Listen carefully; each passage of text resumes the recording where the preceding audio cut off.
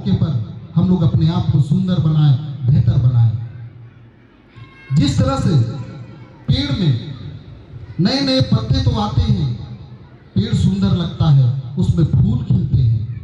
तो अगर हम अपने रूखे सूखे पुराने नकारात्मक विचारों को छोड़ेंगे तो हमारे अंदर भी उस फूल की तरह सुंदर सोच जब पनपेगा तो हमारा व्यवहार अच्छा होगा। जिस तरह से फूल से सुगंध आता है, हमारे व्यवहार से भी सुगंध आएगा, और उसके बाद हम कोई भी काम करेंगे तो उस काम में हम सफल होंगे। अर्थात फूल के बाद जो फल आता है, हम कोई भी काम करेंगे तो एक अच्छा फल हमारे काम के माध्यम से मिलेगा। तो इस सरहुल के अवसर पर आप तमाम लोगों को शुभकामना कि आप अच्छे सोच और सच्चे सोच के तहत इस सरहुल को मनाएं। तो हमारे पुरखों ने इस प्रकृति का धन्यवाद किया, एक एक चीज का धन्यवाद किया। तो इसी तरह से हमारे बाप दादा इस चीज को जानते थे कि हम डेली ये हवा हम लोगों को मिलता है, रोज हम लोग सांस के रूप में इस हवा को लेते हैं। जब से सृष्टि की रचना हुई, कोई एक क्षण, कोई एक पल ऐसा नहीं रहा जब हवा रुका हो।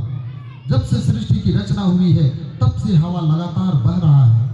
हम लोग रात में सोए हुए भी रहते हैं तो भी हम लोग सांस के रूप में ऑक्सीजन को लेते हैं, कार्बन डाइऑक्साइड छोड़ते हैं और सुबह अपने आप को जीवित पाते हैं। तो आज के समय में हम लोग देखते हैं कुछ मिल रहा है बोल के, कोई नेता मंत्री आ रहा है बोल के हम लोग लंबा लंबा लाइन लगते हैं।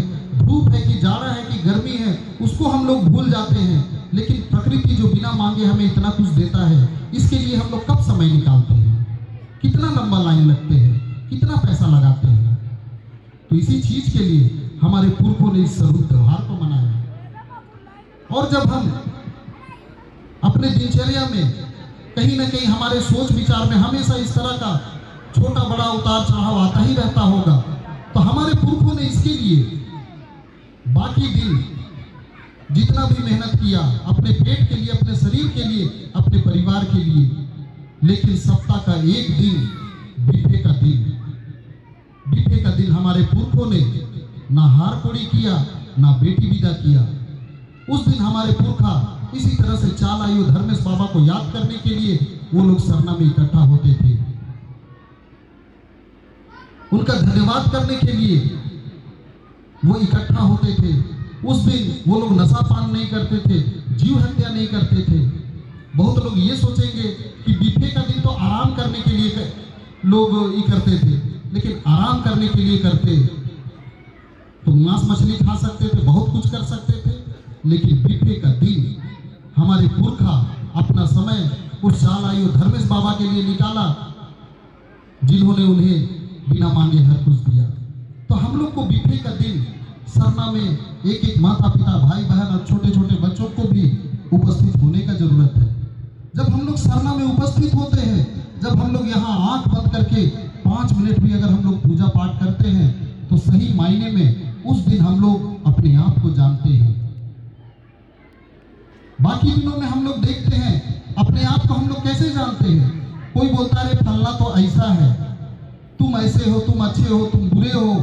हम लोग उसके हिसाब से अपने आप को मानने लगते हैं। कोई अगर हमको बार बार बोला कि तुम तो बहुत अच्छा है, बहुत अच्छा है, तो वो चापलूसी कर रहा है कि वाकई में हम अच्छा है इसलिए अच्छा बोल रहा है, हम लोग नहीं समझ पाते हैं। कोई अगर हमको बुरा बोल रहा है तो हम बुरा है इसलिए बोल रहा है या हमको हताश निराश करने के लिए बोल रहा है, हम लोग नहीं समझ पाते हैं। लेकिन जब हम लोग सरना में इकट्ठा होते हैं, सरना में उपस्थित होते हैं, 5 मिनट आंख बंद करके जब हम चाल आयु धर्मेश बाबा को याद करते हैं, तो सही मायने में हम अंदर से खुद को जानते हैं। हम सही है कि गलत है, हम खुद से उन तमाम चीजों को चाल आयु धर्मेश बाबा के आशीर्वाद से जानते हैं। और जब हम लोग सरना में इकट्ठा होते हैं तो हताशा निराशा हमारे अंदर से दूर होता है और हम लोग कोई भी काम करते हैं हम सफल होते हैं। जो लोग सरना में पूजा करते हैं वो घर के लिए भी अच्छे माँ के रूप में है, अच्छे पिता के रूप में है, अच्छे भाई के रूप में है, अच्छे बहन के रूप में है। क्योंकि उसके अंदर का जो कटुता है, उसके अंदर का जो बुराई है, उसको वो सरना में जाकर त्याग चुके हैं। तो इसीलिए हम लोगों को अपने आप को कभी अगर जानना हो तो हम लोग को सरना में आना चाहिए। हम लोग भी धर्म समाज का काम करते करते बहुत तरह का हताशा, निराशा, उतार चढ़ाव जब हम लोग देखते हैं, हम लोग भी परेशान हो जाते हैं।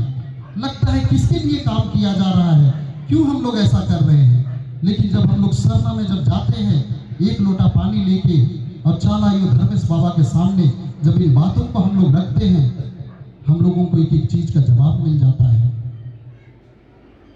हमारे अंदर फिर ऊर्जा का संचार होता है, सकारात्मक बातों का संचार होता है और हम लोग फिर से ऊर्जावान होकर धर्म समाज के लिए हम लोग निकल पड़ते हैं। कब खाए हैं कि नहीं खाए हैं, भूखे हैं, प्यासे हैं, पता नहीं चलता है। तो ये ताकत इस सरना में पूजा करने से मिलता है। तो इसीलिए आप सबों से आग्रह है कि बृहस्पतिवार के दिन, बाकी दिन अपने पेट के लिए, अपने परिवार के लिए, अपने शरीर के लिए आप जितना भी समय लगाएं, लेकिन बीफे का दिन भले 10 मिनट, 15 मिनट, आधा घंटा के लिए आप सरना में जरूर उपस्थित हो। अच्छा लगेगा, आप सही मायने में अपने आप को जान पाएंगे। इस दुनिया में आप आए हैं, लाखों कमा रहे हैं कि करोड़ों कमा रहे हैं, क्यों कमा रहे हैं, आपको उस सरना में आने से पता चलेगा। निश्चित रूप से आप अगर कम भी कमा रहे हैं, उस पैसा से आपको बरकत मिलेगा। अधिक भी कमा रहे हैं तो उस पैसा का सही इस्तेमाल कर पाएंगे। आप जिसके लिए कमा रहे हैं वो उस पैसा का अहमियत जानेगा। और नहीं तो हम कमा तो रहे हैं, लेकिन हमारा जो आने वाला पीढ़ी है हमारे मेहनत का कदर नहीं जानेगा। उस पैसा का दुरुपयोग होगा। हमारे बाल बच्चों में हम कई तरह का सुविधा तो दे पाएंगे, लेकिन शायद अच्छा संस्कार नहीं जा पाएगा। लेकिन जब सरना में हमारे बाल बच्चे भी आएंगे, हम लोग आएंगे, तो कम कमाए या ज़्यादा कमाए, हमारे बाल बच्चों में अच्छा संस्कार जाएगा। और वो जो कमाई है, हमारे बाल बच्चों में जो अच्छा संस्कार जा रहा है, वो जो कमाई है उसका कोई कीमत नहीं है, वो अनमोल है। उसी के लिए तो हम लोग दिन रात लगे हुए हैं। उसी के लिए हम लोग अपना खुशी छोड़कर हम लोग बाल बच्चों के लिए जीते हैं, मरते हैं। तो इसीलिए चाल आयु धर्मेश बाबा जो हम लोगों को इस हवा के रूप में आशीर्वाद देता है, पानी के रूप में आशीर्वाद देता है, इस वातावरण के एक एक चीज के माध्यम से वो हमारे संपर्क में रहता है। हम लोग सोचते हैं हम लोग सीधे ऊपर वाला से बात करेंगे, ऊपर वाला से तो हम लोग बात करेंगे, लेकिन उसके लिए इतना इतना माध्यम हमारे पास है। हम पहले उसका एहसान जाने, उसका एहसान माने। आज के समय में बहुत सारे लोग बोलते हैं हम लोग भी प्रकृति को मानते हैं, बोल तो देते हैं, लेकिन नदी नाला हो जा रहा है, हवा दूषित हो जा रहा है, पेड़ खत्म होने लगे हैं, जंगल खत्म हो जा रहा है, पहाड़ खत्म हो जा रहा है। तो सिर्फ कहने से नहीं होता है, उसको मानना पड़ता है, उसको महसूस करना पड़ता है। आज के समय में आदिवासी समाज अगर जंगल को देखता है, मन गदगद हो जाता है, खुश हो जाते हैं। कितना सुंदर हरा भरा रंग बिरंगा पक्षियों की चहचहाहट की आवाज सुनाई देती है, सुंदर खुशबू हम लोगों को सांस के रूप में मिलता है। हम लोग जंगल को देखते हैं, खुश हो जाते हैं। लेकिन जो लोग इस प्रकृति को अंदर से महसूस नहीं करते हैं, वो जब जंगल को देखते हैं तो सोचते हैं अरे इतना महंगा महंगा पेड़, इसको हम काटेंगे, इसको हम बेचेंगे तो हम लाखों कमाएंगे, हम करोड़ों कमाएंगे। तो ये नजरिया का अंतर है, सोच का अंतर है। जब हम नदी को देखते हैं छल छल बहते हुए, हम खुश हो जाते हैं कि इस पानी को पिएंगे प्यास बुझेगा, हमारे मवेशी इस पानी को पिएंगे उनका प्यास बुझेगा, इस पानी से सिंचाई करेंगे, अच्छा खेती होगा। लेकिन और लोग जब नदी को देखते हैं तो सोचते हैं इस नदी का बालू को हम निकालेंगे, इसको बेचेंगे तो लाखों कमाएंगे, करोड़ों कमाएंगे।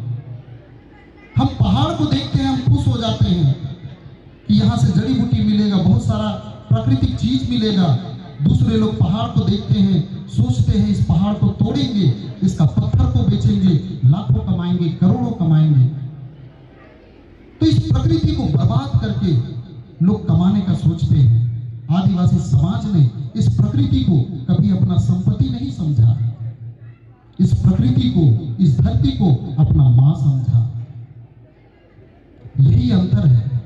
आज यही कारण है कि हम लोग जिस नदी के किनारे में बसे हैं, हमारा कई पीढ़ी बीत गया, लेकिन वो पानी कभी गंदा नहीं हुआ। लेकिन जैसे ही दूसरे लोग उस नदी के किनारे बसते हैं, वो नदी नाला में तब्दील हो जाता है। 1 साल होते 2 साल होते वो नाला बन जाता है। सोच का अंतर है, उस सोच से उनका व्यवहार जुड़ा हुआ है। तो आज हम आदिवासी ही हैं जो इस प्रकृति को बचा सकते हैं। आज अगर आदिवासी है तो ये प्रकृति है, और प्रकृति है तो उससे ये दुनिया टिकी हुई है। तो आज हम लोग इसीलिए सरना धर्म कोड की मांग करते हैं। सरना धर्म कोड मिलने से हम लोगों का जो सोच विचार है वो सरना धर्म में निहित है। हमारे सरना धर्म में ही पहाड़, महतो, पैंगोरा, कोटवार को स्थान मिला हुआ है। इस सरना धर्म में ही करम, सरूल, मागे, बहा जैसा त्योहार है। इसी सरना धर्म में ही सरना है, अखड़ा है, मसना है, जतरा है, एक एक चीज है। आज अगर ये सरना धर्म खत्म हो जाएगा तो आदिवासियत खत्म हो जाएगा।